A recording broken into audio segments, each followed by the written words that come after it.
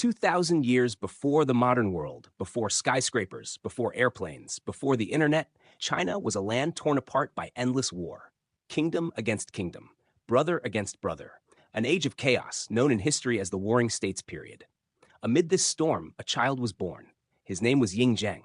No one knew it then, but this boy would rise to become Qin Shi Huang, the first emperor of China, a ruler who would carve his name into eternity, not only by uniting a broken land, but by chasing a dream greater than any throne, the dream of living forever.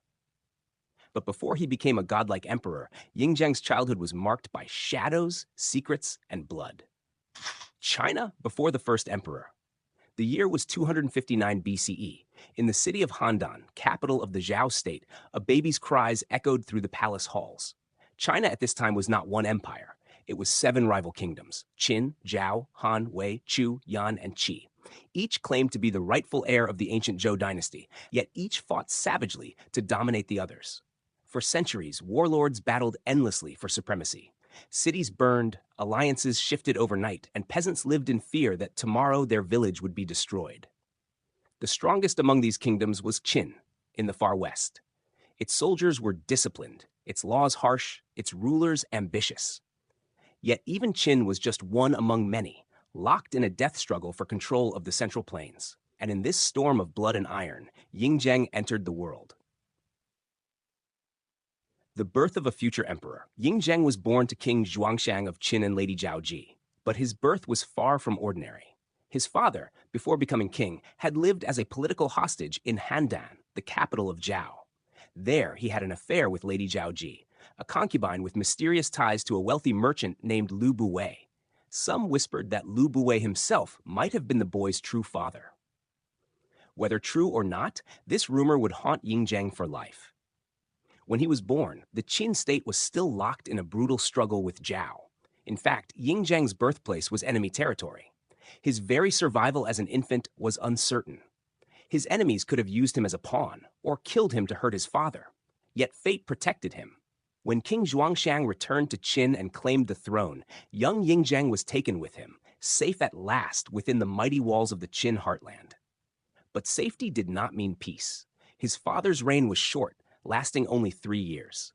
In 246 BCE, at the age of just 13, Ying Zheng ascended the throne of Qin.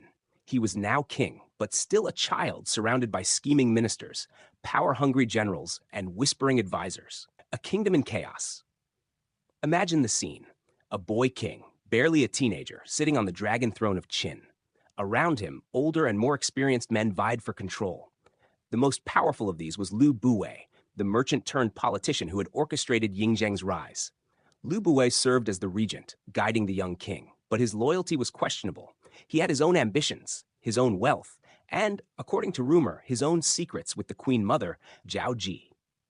Behind palace walls, scandal brewed. Zhao Ji took new lovers, even as her son was groomed to be king. One of her favorites, a man named Lao Ai, nearly seized power himself. It was a dangerous game. Treason whispered in shadows. When the truth came out, Ying Zheng acted swiftly. Lao Ai was executed, his family exterminated, and his mother was disgraced. This ruthless decision shocked the court. The boy king had grown sharp claws. At 21 years old, Ying Zheng cast aside his regent and seized full power for himself. From that moment forward, he ruled not as a puppet, but as a predator. The dream of unification. Ying Zheng was not content with being just another king in a land of fractured states. He dreamed bigger. He wanted to end the chaos of the warring states once and for all. He wanted to rule all under heaven. The Qin state was already strong. Its legalist system, crafted by earlier rulers, gave it order and discipline. Soldiers were rewarded for merit, not birth. Farmers were taxed heavily, but protected by strict laws. The Great Wall's early sections had already been built by Qin rulers to guard against northern nomads. Ying Zheng inherited this powerful machine and sharpened it into a weapon of conquest. One by one, he set his sights on the rival kingdoms. Han fell first, too weak to resist. Zhao, where he had once been a hostage, collapsed under Qin's relentless assault. Yan and Wei soon followed, their lands swallowed by the growing Qin Empire. Chu, vast and wealthy, resisted fiercely but could not withstand Qin's discipline. And finally, Qi, isolated and alone, surrendered without a fight. By the year 221 BCE, after decades of bloodshed, Yin Zheng had accomplished the impossible. He had unified all the warring states under his rule. The birth of an emperor. With China under his iron grip, Yin Zheng declared himself something no ruler had ever dared before. Not just king, but Huangdi, the first emperor. He took the name Qin Shi Huang, meaning first sovereign emperor of Qin. This was not just a title, it was a claim to divinity. The emperors of China would follow his model for over 2,000 years. Yet even in this moment of triumph, Qin Shi Huang's mind was restless. He had conquered lands, armies, and kings. But there was one enemy he could not defeat: death itself. The seeds of obsession had already been planted. Soon the first emperor would begin his greatest and most desperate quest, the search for the Elixir of Life. And so ends the first chapter of our story, the rise of Qin Shi Huang. From a child born amid war to a ruthless king who united a broken land, his journey was just beginning. In part 2, we will follow his footsteps deeper into the shadows of immortality, where myths, potions, and deadly secrets awaited. When Qin Shi Huang rose to supreme power, his first task was not to celebrate, but to transform. Uniting the 7 warring kingdoms was not just about victory on the battlefield. It was about reshaping the very soul of China. For centuries, the warring states had lived with their own currencies, their own writing scripts, their own laws, and their own measures of trade. Imagine traveling just a few days' journey, and suddenly your coins were worthless, your words unreadable, and your laws meaningless. Chaos was stitched into the fabric of life. Qin Shi Huang knew this chaos could return at any moment. He would not allow it. His solution was both visionary and ruthless: standardization. He ordered a single written script across all China, the small seal script. For the first time, people from distant provinces could read and write in the same language. He imposed uniform weights and measures so trade could flow without confusion. A sack of grain in Qin would weigh the same in Chu or Yan. He introduced a single currency system, with bronze coins cast in round shapes, replacing the odd knives and spades that once served as money. Through these reforms, Qin Shi Huang stitched the fractured lands into one body, his empire. But standardization came at a terrible cost. Books were burned if they did not serve the state. Philosophers were silenced. History was rewritten under his command. For the emperor, order was worth any sacrifice: walls, roads, and monuments. With unity established, Qin Shi Huang turned his eyes to infrastructure. He ordered the building of massive projects that would bind his empire together. First were the roads.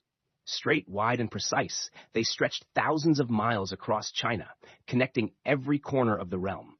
At their center was the imperial capital, Xianyang, where all roads led, like veins leading to the heart. Then came the Great Wall. Before Qin, each kingdom had built walls against northern invaders. Qin Shi Huang commanded that these walls be joined into one colossal barrier. With hundreds of thousands of laborers, soldiers, and convicts, the wall rose across mountains and deserts. It was not the same structure we see today. That came centuries later. But it was the foundation, the first great scar across the land. And finally, there were his palaces and tombs. The emperor ordered the construction of vast palaces in Xianyang, built to reflect the heavens. But more than this, he began the creation of a tomb unlike any other in history. A subterranean world, guarded by an army of clay, each soldier crafted with unique features. The Terracotta Army. Yet behind these grand achievements lay human suffering. Hundreds of thousands labored under brutal conditions. Countless lives were lost in the building of the emperor's dream.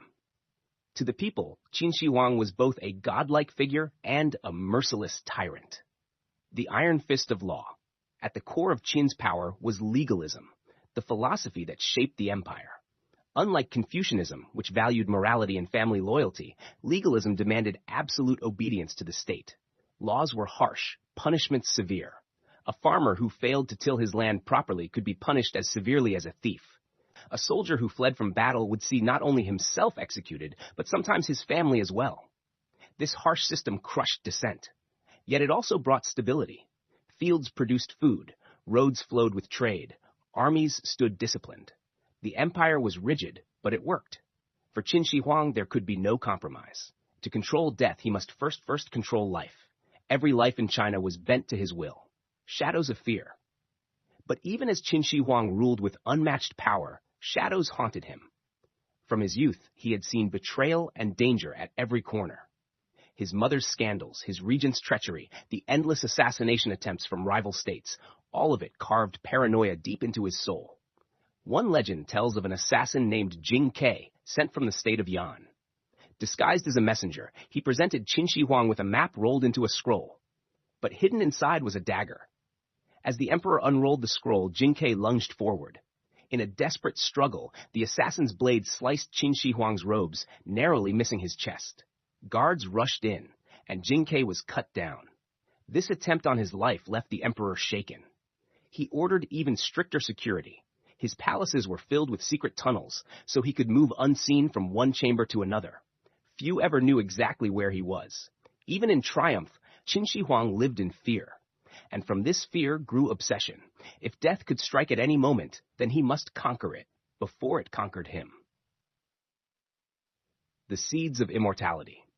By the time Qin Shi Huang declared himself the first emperor, whispers of immortality had already reached his ears. Ancient legends spoke of the islands of the immortals, far off in the eastern seas, mystical lands where sages lived forever, nourished by magical herbs and potions. Taoist alchemists promised him wonders. They spoke of elixirs brewed from gold and mercury, of talismans that warded off death, of rituals that could call down the power of the heavens. The emperor listened, for he had united the world of men. But what was it worth if death still claimed him? Thus the great quest began. With the empire united, Qin Shi Huang stood at the height of power. But power was not enough. He dreamed of eternity. He dreamed of a life that never ended. The aftermath of conquest. The year was 221 BCE. The last enemy king had surrendered. The banners of Qin flew over every city, every river, every mountain of the known world. Qin Shi Huang was triumphant. But victory came at a price. The land was scarred. Fields had been burned, cities destroyed, and families torn apart by war. The people had known nothing but conflict for generations. To them, Qin Shi Huang was both savior and tyrant. On one hand, he ended centuries of war and declared that all under heaven was now one. On the other, he ruled with a cold fist, demanding absolute loyalty. Still, for the emperor, there was no time for mourning. His eyes were fixed on the future. He believed his empire must not only survive, it must endure forever. But how could a nation live forever if its ruler could not? The burning of the books. One of the most infamous acts of Qin Shi Huang's reign came in the years after unification. He summoned scholars from across the land to his court, demanding their loyalty. Many obeyed, but some resisted, clinging to the old traditions, the old philosophies of Confucius and the Zhou kings. They whispered that Qin's reign would be short, that heaven would not bless such cruelty. The emperor would hear none of it. He commanded his minister Li Si to act. The result was one of history's most shocking events, the burning of the books. All writings not approved by the emperor were gathered and destroyed. Works of philosophy, poetry, and history were reduced to ash, except those on medicine, agriculture, and the sciences. Some accounts say that hundreds of scholars were executed or buried alive for defying the emperor's decree. Whether myth or truth, the story captured the ruthlessness of his reign. To Qin Shi Huang, knowledge was not sacred. Only survival was. Only his vision of eternity mattered, binding the empire together. To secure his empire, the emperor expanded his network of roads and canals. The roads were wide enough for 6 horses to ride side by side. They stretched like veins across the land, bringing soldiers swiftly to any rebellion, carrying merchants to markets, and allowing officials to enforce the emperor's will. The canals linked rivers, bringing water to fields and food to armies. Where nature had divided China, Qin Shi Huang built bridges. But these projects were not just practical, they were symbolic. They declared that the emperor's reach was everywhere, that no corner of the land lay beyond his grasp. Even the Great Wall, rising stone by stone across mountains and deserts, was not merely a defense. It was a statement. The emperor's power stretched to the very edge of the world. The emperor's paranoia.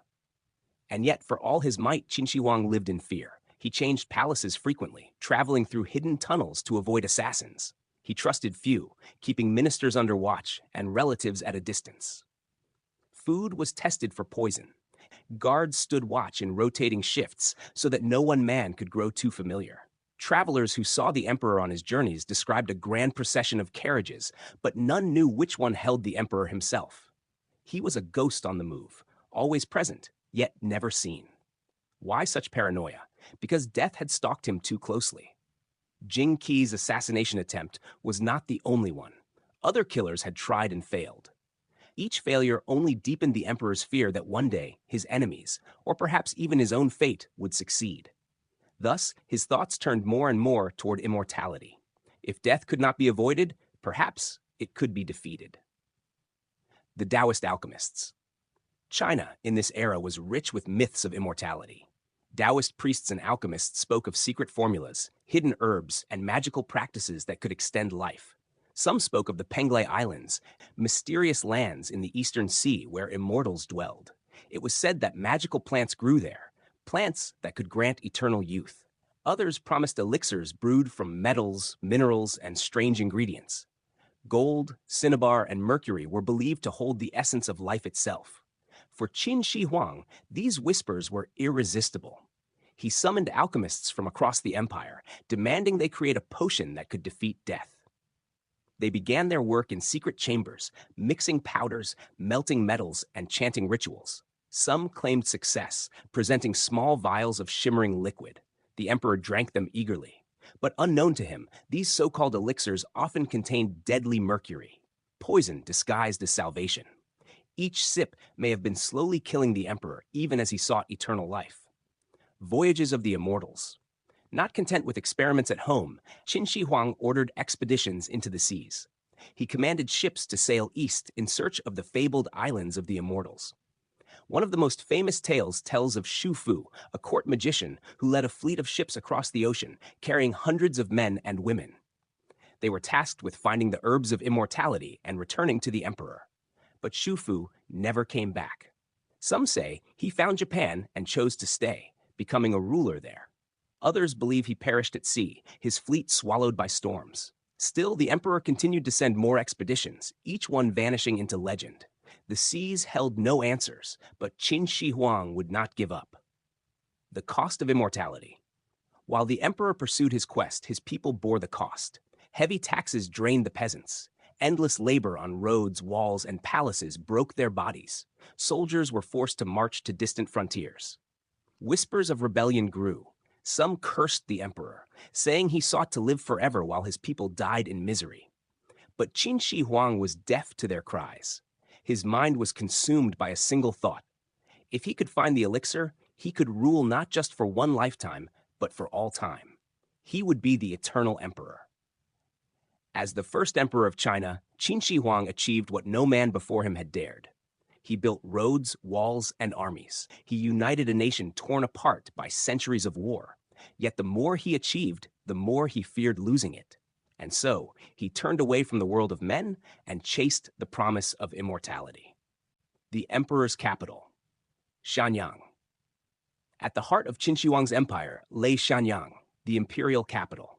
It was no ordinary city.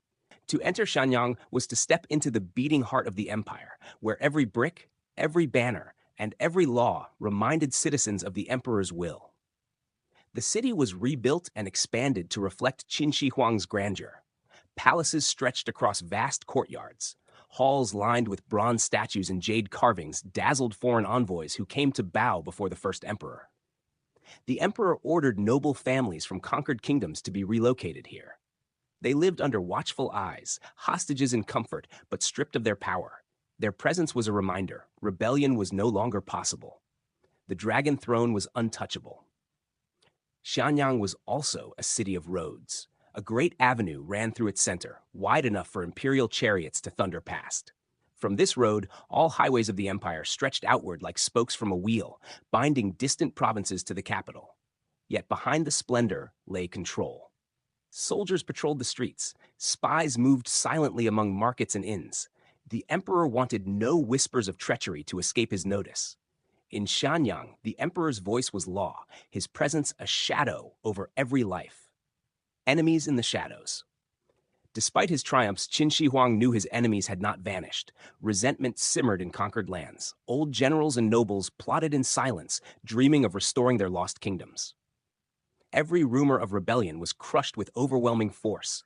The emperor deployed his secret police to root out conspiracies. Those accused of treason faced brutal executions, dismemberment, burning, or slow torture. Even within the palace, suspicion poisoned the air. Ministers who once guided the emperor lived in fear that a single wrong word would doom them. Qin Shi Huang trusted no one completely, not even his own family. The assassination attempts of his early reign haunted him. Jing Kei's dagger, still remembered in stories, was a constant reminder of how close death had come. The emperor doubled his guards, traveled in disguise, and slept in different chambers each night. It was not enough to rule China. He needed to rule fate itself. Daily life in the Qin Empire. While the emperor obsessed over immortality, his subjects struggled with daily survival. Farmers worked fields from dawn to dusk, their harvests heavily taxed to feed the empire's armies and projects. Craftsmen forged weapons, cast coins, and labored on construction sites. Convicts and prisoners of war were sent to toil on the Great Wall and canals, many never to return. Merchants, once scorned by traditional aristocracy, found new opportunities in the unified empire. With a single currency and standardized trade, commerce flourished across the vast territory. But for ordinary peasants, life was strict and unforgiving. A man could be punished for failing to tend his fields properly. A family could suffer if one member broke the law. The empire was efficient, but merciless. Children grew up learning the small seal script, ensuring that Qin's written word spread to every village. Scholars were forced to memorize the legalist texts approved by the emperor, while older teachings were censored or destroyed. Every aspect of life, work, learning, even thought, was bound by the emperor's hand. The emperor's own restlessness. Despite his control over millions, Qin Shi Huang himself could not rest. He suffered from nightmares, dreams of betrayal, dreams of death. Sometimes he saw shadows in the corners of his chambers, as if spirits from the underworld were mocking him. He began to believe that ghosts of those he had killed, rebels, scholars, rivals, were seeking revenge. Priests and alchemists were summoned to perform rituals to drive these spirits away. Incense was burned, prayers chanted, talismans hung in his chambers. But the emperor was not satisfied. Superstition was not enough. He demanded certainty. If spirits threatened him, then he would find a way to outlive them. If death hunted him, then he would drink the potion that made him eternal. His restlessness grew into obsession. He spoke often of the Isles of the Immortals. He questioned every alchemist about secret herbs, divine metals, and hidden lands. He ordered scouts to the mountains and fleets to the seas. He was no longer just the first emperor of China. He was a seeker of eternity. The tomb of the first emperor. But even as he searched for life, Qin Shi Huang prepared for death.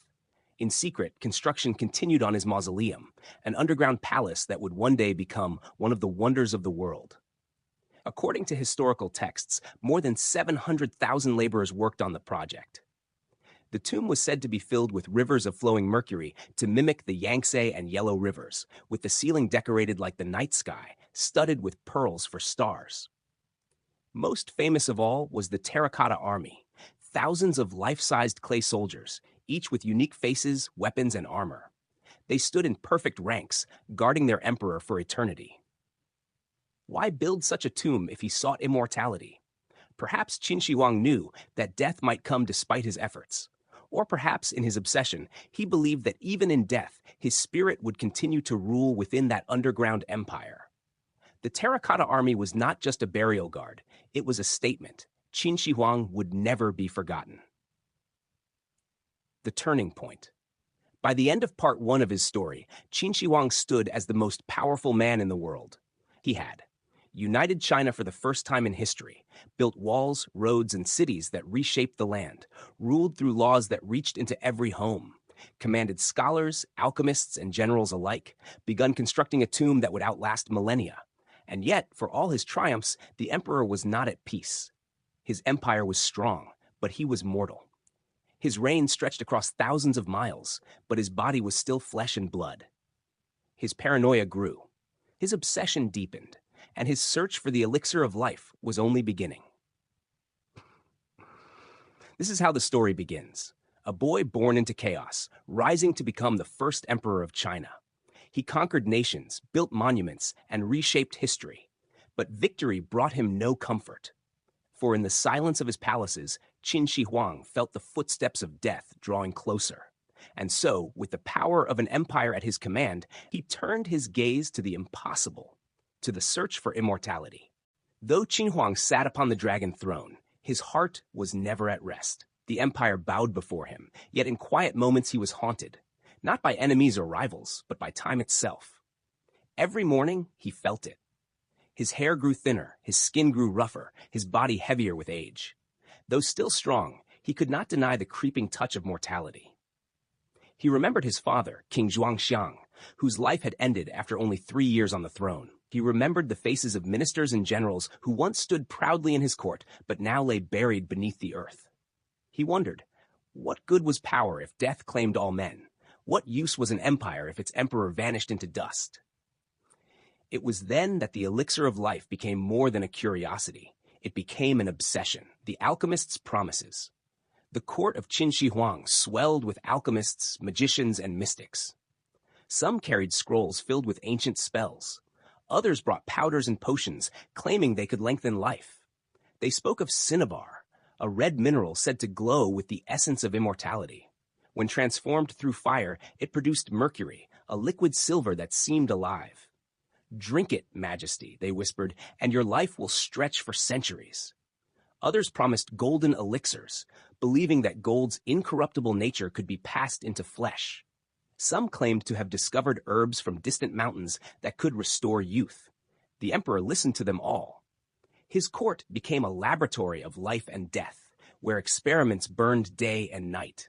Fires roared in furnaces, strange fumes drifted through chambers, vials of shimmering liquid were presented with trembling hands, and the emperor drank. The poison of eternal life. What Qin Shi Huang did not know, or refused to believe, was that the potions were deadly. Mercury, though beautiful, was poison.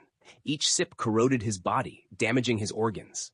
The elixirs that promised eternity may have shortened his life instead. Yet the emperor felt moments of vitality after drinking them.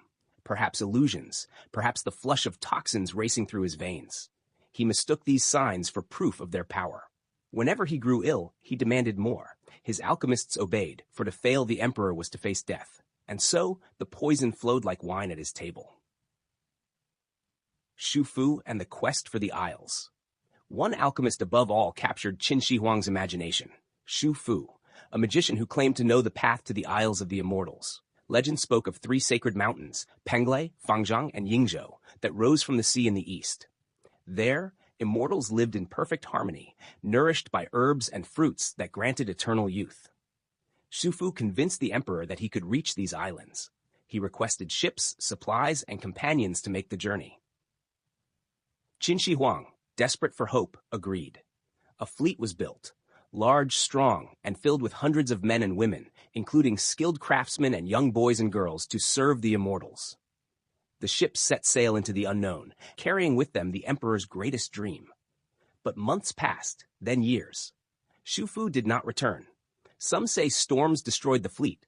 Others whisper that Xu Fu found new lands, possibly Japan, and chose to remain, never risking the emperor's wrath by admitting failure. Yet Qin Shi Huang never stopped waiting. He ordered more expeditions, more ships, each vanishing into legend. The emperor's inspections. Even as he searched for immortality, Qin Shi Huang remained a ruler. He could not confine himself to the palace. He rode in vast processions across his empire, inspecting roads, canals, and garrisons. But these were no ordinary journeys. The emperor traveled with a vast entourage, soldiers, scholars, priests, and alchemists. Carts of elixirs followed him. Chests of talismans and scrolls were carried wherever he went. At each stop, local officials bowed low, trembling under the emperor's gaze. He asked about crops, laws, and taxes, but always, he asked too of legends. Were there stories of sacred springs nearby? Did mountains hide ancient herbs? Did rivers conceal gateways to immortals? Villagers and sages alike told him what he wished to hear. Every whisper became a clue. Every legend became a command. The emperor's journeys turned into pilgrimages of desperation. Rituals of immortality. In his palaces, Qin Shi Huang ordered elaborate rituals to summon divine favor.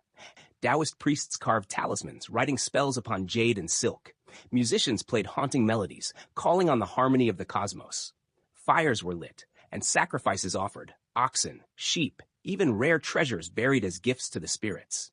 The emperor himself would sometimes join these rites. He fasted, bathed in scented waters, and wore robes of white, believing purity might draw the immortals to him.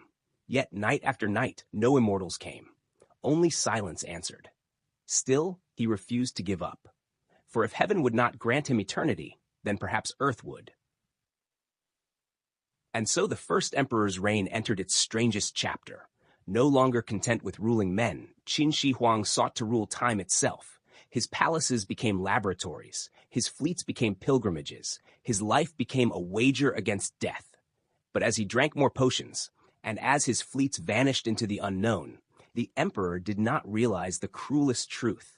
The very elixir he sought was already destroying him. They said the first emperor slept little. His nights were restless, filled with dreams that chilled even the most hardened soldiers of his guard.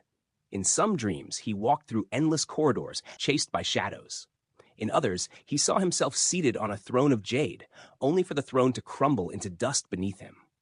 Most terrifying of all were the dreams where he drank the elixir of life, only to feel his body twist and break into ash.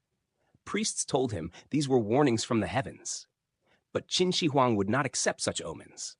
To him, dreams were not destiny. They were battles to be won. If heaven denied him, then he would defy heaven itself. The laboratories of eternity. In the hidden chambers of the palace, alchemists worked tirelessly. They burned cinnabar until it transformed into pools of mercury. They mixed it with jade powder, rare herbs, even ground pearls. Some claimed success when their mixtures shimmered like liquid silver. Others promised immortality through pills forged in furnaces, glowing red like drops of molten blood. The emperor swallowed them all. He was convinced that his body was being strengthened from within, hardened like the unyielding bronze of his statues. But the truth was cruel. His body grew weaker. Headaches plagued him. His skin grew blotchy. His moods darkened. At times he flew into uncontrollable rages, punishing servants for the smallest mistakes. Yet no one dared speak the truth. To admit failure was to invite execution. And so the lie continued while the poison did its work. Voyages across the sea. The emperor's obsession did not stop at his palace gates. Again and again he sent fleets eastward. Some were led by Shu Fu, others by lesser-known magicians, but all carried the same mission: to find the sacred mountains that rose from the ocean's mists. The ships were loaded with supplies: grain, livestock, tools, and men and women chosen to begin new lives if immortality was found. These expeditions resembled colonization more than exploration. But one by one, they vanished. Some say storms devoured them. Others whisper that they landed on distant shores and chose freedom over servitude, leaving the emperor's dream behind. A few legends even claim that survivors reached unknown lands across the sea, carrying Qin's knowledge into foreign worlds. But for Qin Shi Huang, their silence was a wound. Each vanished fleet only deepened his hunger to try again. The armor of superstition. Even on land, the emperor clothed himself in protection. He wore amulets of jade, believing jade absorbed evil and prolonged life. He had talismans inscribed on silk and metal, carrying them with him wherever he traveled.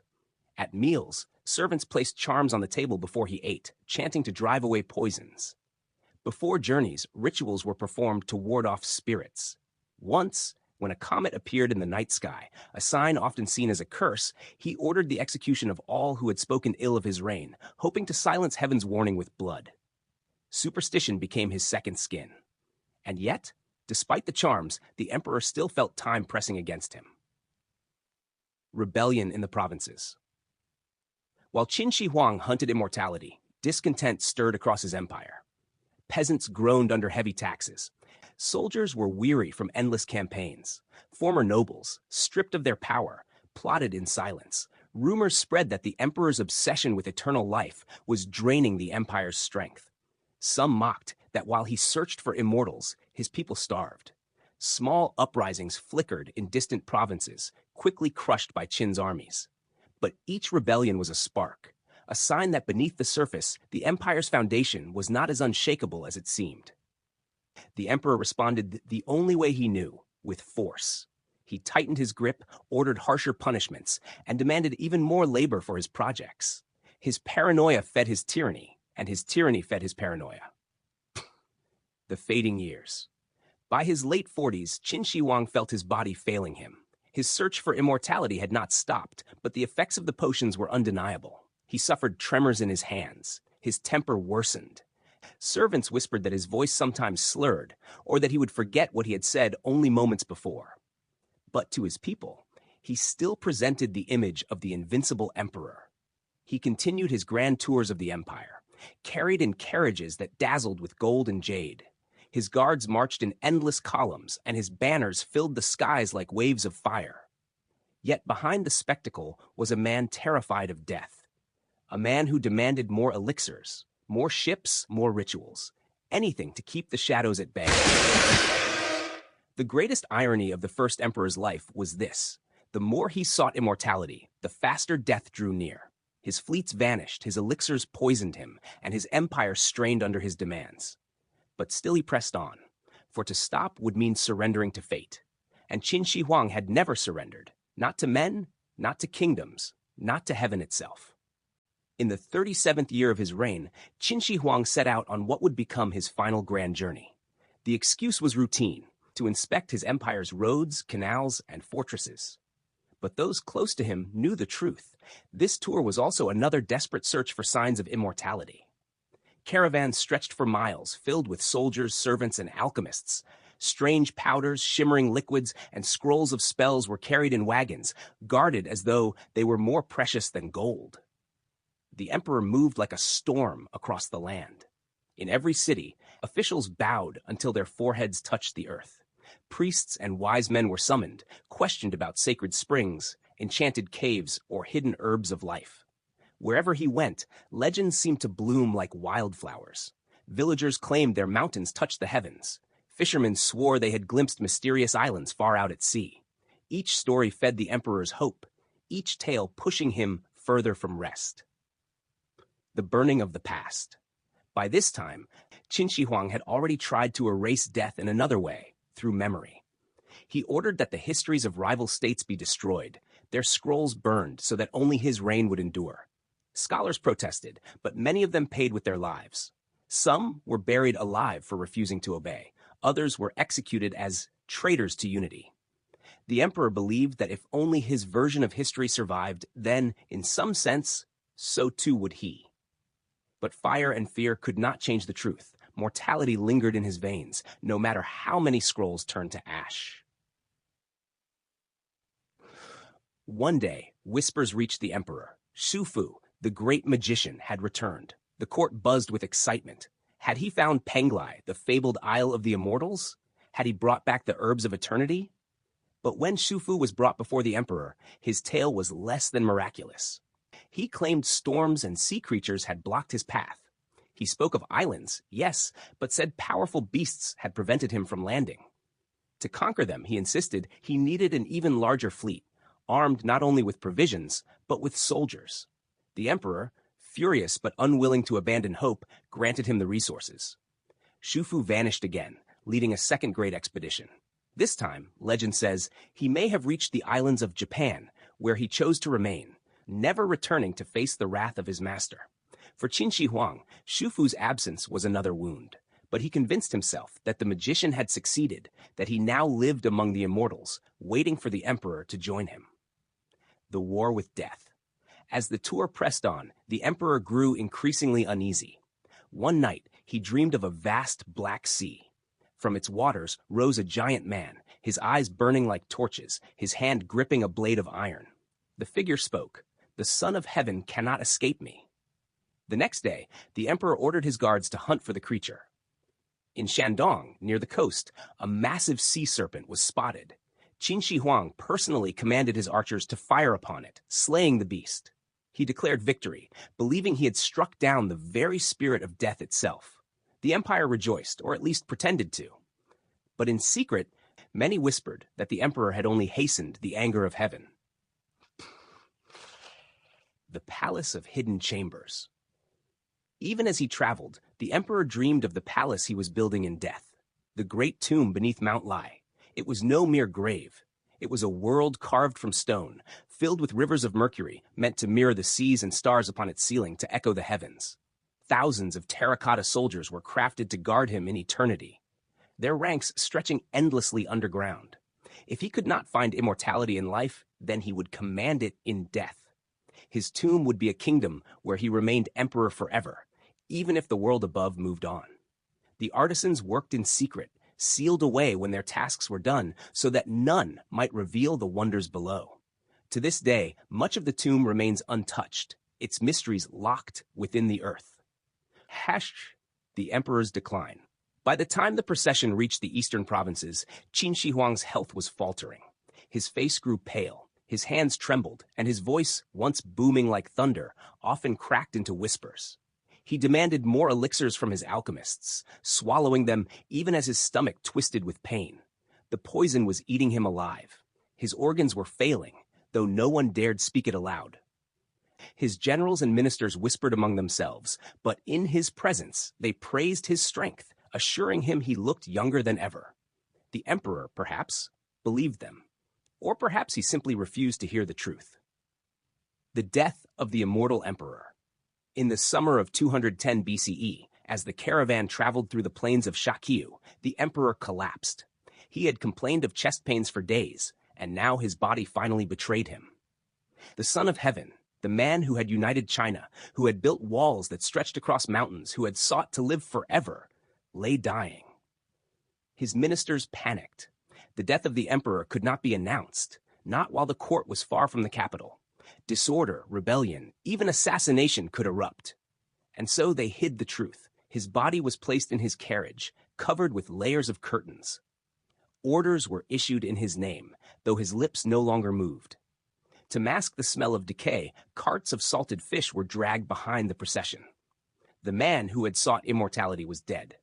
But to the world, for a time, the illusion remained. The emperor still lived. The legacy of the elixir, Qin Shi Huang never found the elixir of life. Instead, the elixirs he drank hastened his end. The very cure he sought became his poison. Yet in another sense, he achieved what no potion could promise. His name endured across millennia. His tomb still rests beneath Mount Li, guarded by the Terracotta Army. His empire, though it fell soon after his death, laid the foundation for the China that would follow. The elixir of life was never found. But in the stones of his walls, in the clay of his soldiers, and in the memory of his people, Qin Shi Huang carved a kind of immortality greater than any potion. And so ends the second chapter of our 3-hour story. The first emperor of China, who ruled with unmatched power, who bent history to his will, could not bend time itself. The elixir of life remained forever out of reach, and the man who feared death more than any other was claimed by it in the end. But his story does not end here. For in part 3, we will descend into the mysteries of his tomb, the legends of his afterlife, and the strange ways his quest for eternity still echoes today. If you're still with us, comment below what time you're watching and where you're from. We'd love to see how far this story has traveled. And of course, don't forget to subscribe if you want to keep expanding your knowledge, one story at a time. When the emperor's death was finally revealed, the empire shuddered. Ministers and generals who had sworn loyalty to the Son of Heaven now feared for their own lives. The secret had been kept until the caravan reached the capital. But with his passing confirmed, factions erupted like cracks in stone. His eldest son, Fusu, should have inherited the throne, but through deceit and manipulation, the youngest son, Huhai, was installed instead, becoming Qin Shi, the second emperor. Yet even this was not enough to stabilize the empire.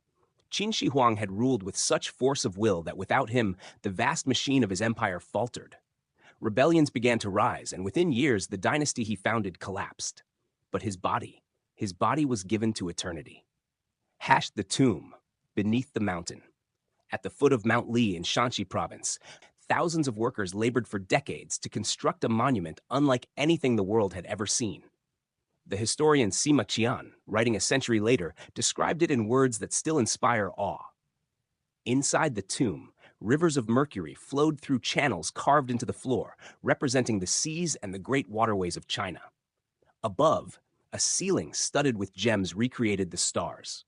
Traps of deadly crossbows were said to be hidden in the walls, ready to strike any intruder. And around the tomb, an army of clay warriors stood guard. The Terracotta Army awakens. They were not discovered until 1974, when farmers digging a well struck something hard.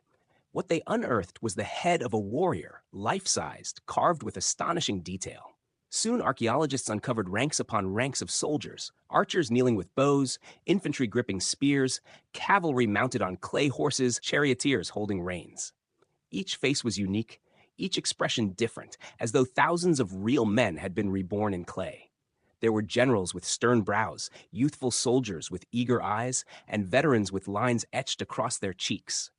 Rows of armored warriors stretched farther than the eye could see, silent yet alive with presence.